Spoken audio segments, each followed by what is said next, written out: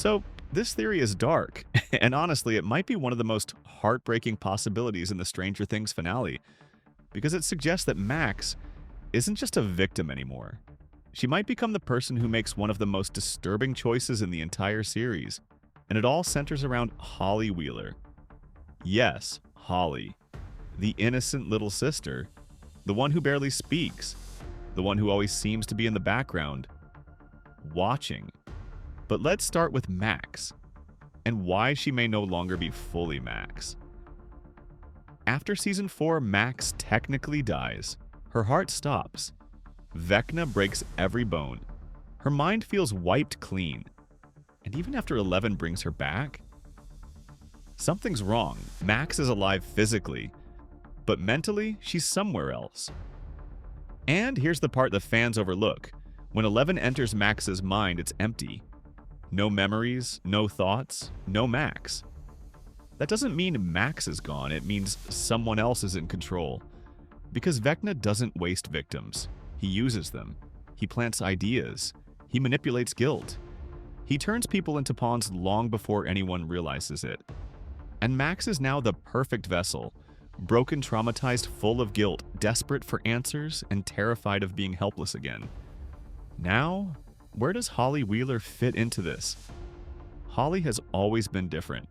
She's one of the only kids who reacts to the supernatural before understanding it.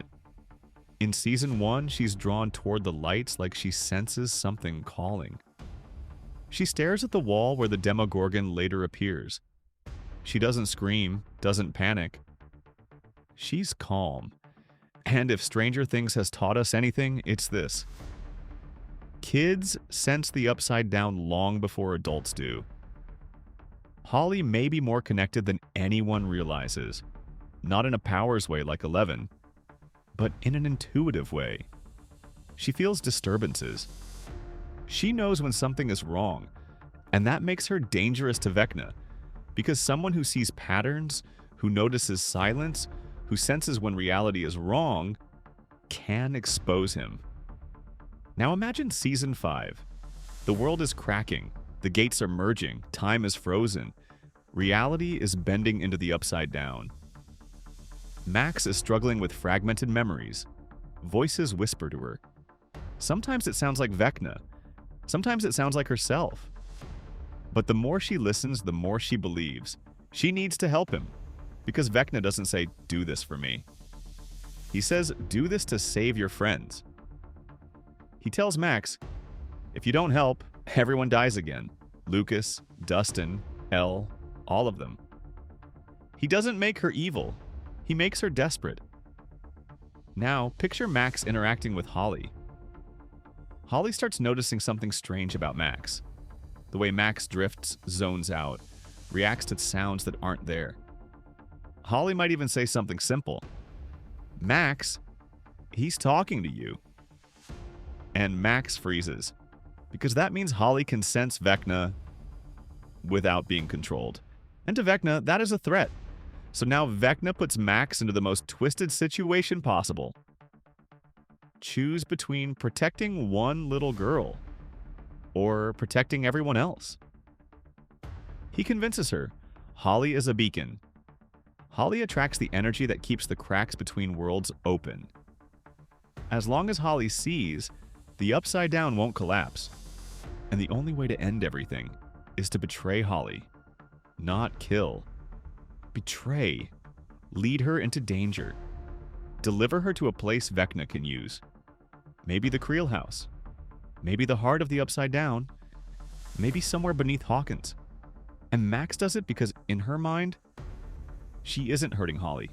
She's saving the world. Imagine the scene. Max softly saying, "Come with me, I need your help." And Holly, trusting her, follows. Quiet, curious, innocent.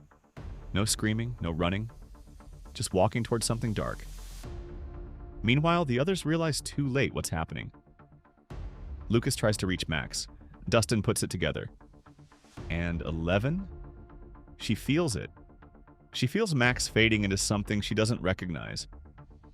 The betrayal isn't dramatic, it's subtle, quiet, which makes it worse.